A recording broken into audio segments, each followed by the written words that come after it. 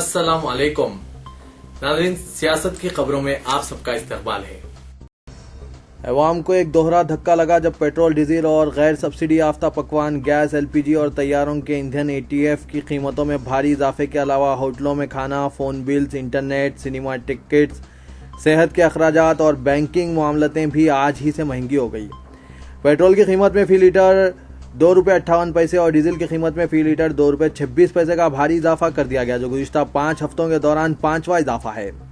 16 अप्रैल को फी litre petrol की कीमत में 74 पैसे और फी लीटर डीजल की कीमत में ₹1.30 की मामूली कमी की गई थी, लेकिन 29 मार्च से ताहाल पेट्रोल की फी लीटर कीमत में ₹8.99 और डीजल की कीमत में फी लीटर ₹9.89 का मजमूई इजाफा हुआ है।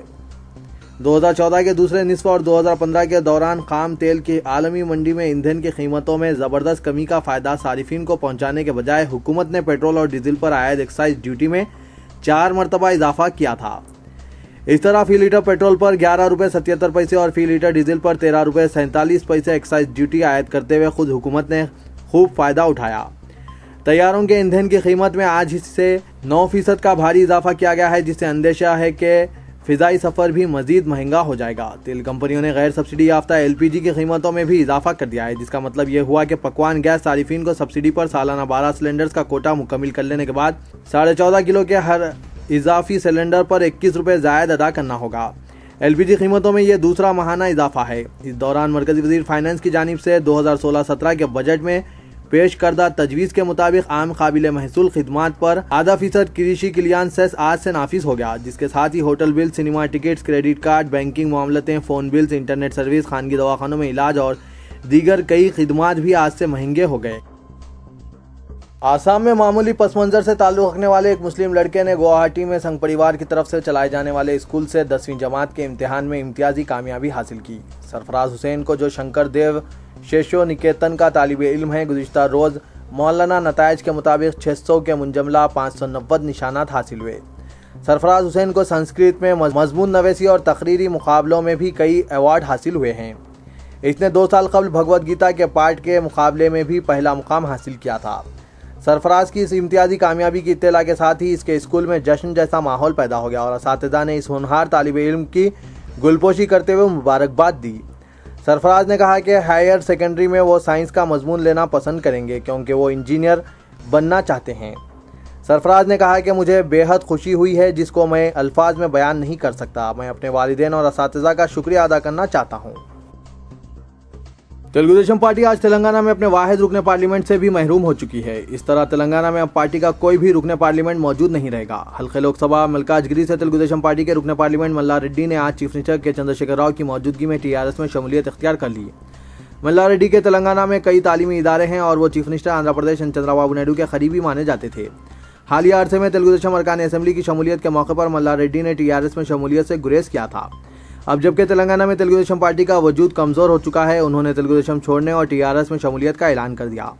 इस मौके पर deputy chief minister Mohammed Mahmood Ali, रियासती वजीर महेंद्र रेड्डी, ई राजेंद्र, अरकान पार्लियामेंट विश्वेश्वर रेड्डी, विनोद कुमार के अलावा अरकान असेंबली विवेक कृष्णा राव, सुधीर रेड्डी और ग्रेटर हैदराबाद के टीआरएस कायदीन मौजूद थे। इस मौके पर मल्लारेड्डी ने कहा कि सुनहरे तेलंगाना की तश्कील के लिए उन्होंने टीआरएस में शमूलियत इख्तियार की है। केसीआर हुकूमत ने अवाम की भलाई के लिए जिन स्कीमात का आगाज़ किया है वो उससे काफ़ी मुतासिर है। उन्होंने कहा कि मलकाजगिरी लोकसभा हल्के की तरक्की के लिए वो हर मुमकिन इक़दाम करेंगे। इन्हें यकीन है कि वज़ीर आला के चंद्रशेखर राव हल्के की तरक्की में ताउन करेंगे। साउथ जोन पुलिस ने आज फिर एक मरतबा कॉर्डन सर्च ऑपरेशन किया, जिसके तहत इलाके सलाला बारकस, इस्माइल नगर, खिलवत, यावा, रेन बाजार इलाकों में 15 पुलिस की खुसूसी पार्टियों ने स्विमिंग पूल पर अचानक धावे करते हुए तैराकी के लिए आने वाले अफराद की हिफाजत और एहतियाती इक़दाम की तफसीलात हासिल की। पुलिस ने 5 स्विमिंग पूल के मालिकीन और इंतजामिया के खिलाफ ताज़ीरात हिंद के दफ़ा 336 के तहत मुकदमात दर्ज कर लिए। Deputy commissioner police south zone Satyanarayan ने बताया कि 16 मई को इलाके रेन बाजार में वाक़ एक स्विमिंग पूल में तैराकी के लिए छलांग लगाने वाला नौजवान फौत हो गया था और इसकी वजह स्विमिंग पूल के इंतजामिया की लापरवाही का नतीजा था, जो एहतियाती इक़दाम और साइन बोर्ड नस्ब नहीं किए हैं।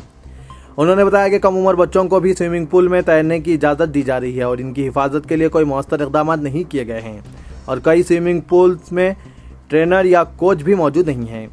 इमरजेंसी हालात से निपटने और तैराकी के दौरान गर्काब होने के दौरान तैराकों को बचाने के कोई इक़दाम नहीं किए गए। स्विमिंग पूल्स में क्लोरिंग और ब्रोमाइन की सतह भी मौजूद नहीं है, जो पूल के पानी को आलूदा बनाती है।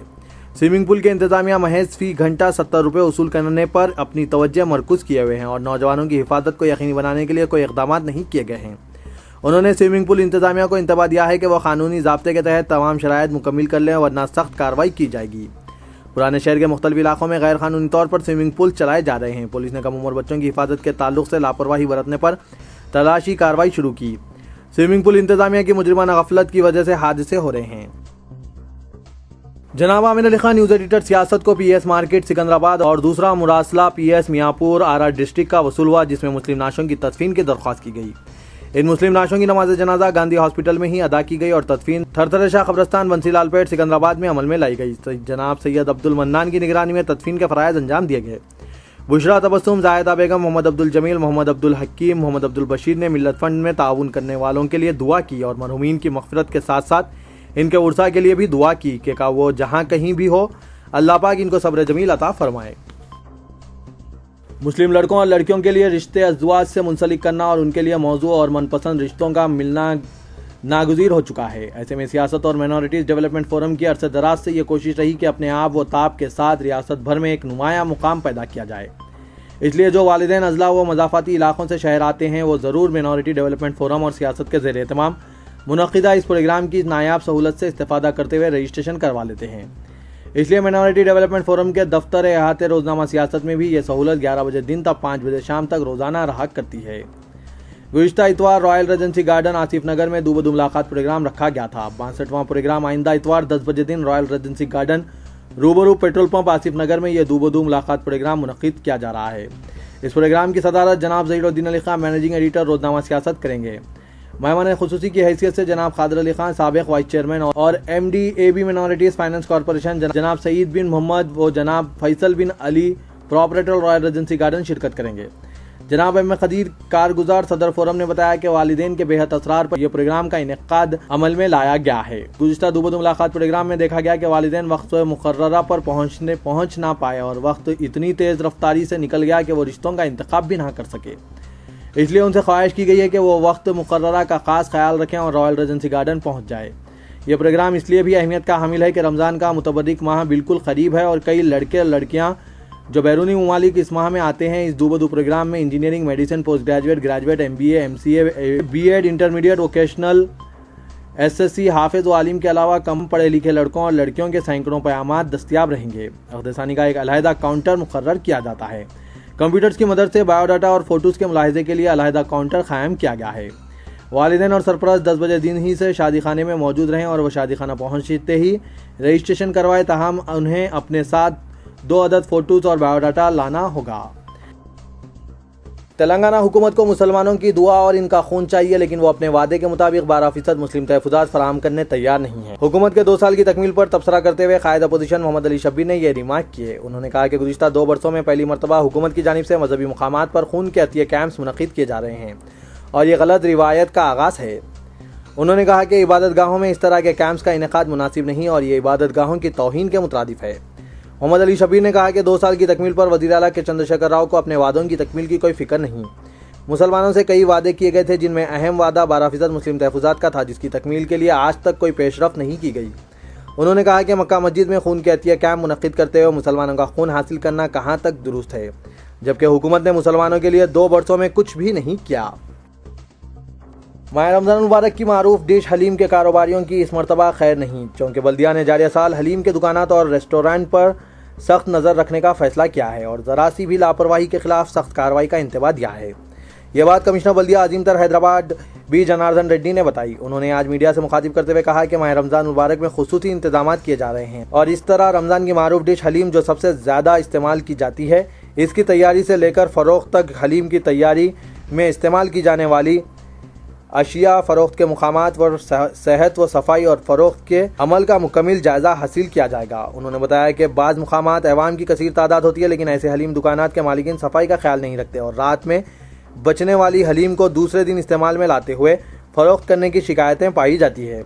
ताहम इस मरतबा ऐसे इक़दाम करने वालों और शहरियों की सेहत से खिलवाड़ करने वालों के खिलाफ सख्त कार्रवाई की जाएगी। तो ये था आज का खबरनामा। दीजिए इजाजत, अल्लाह हाफिज।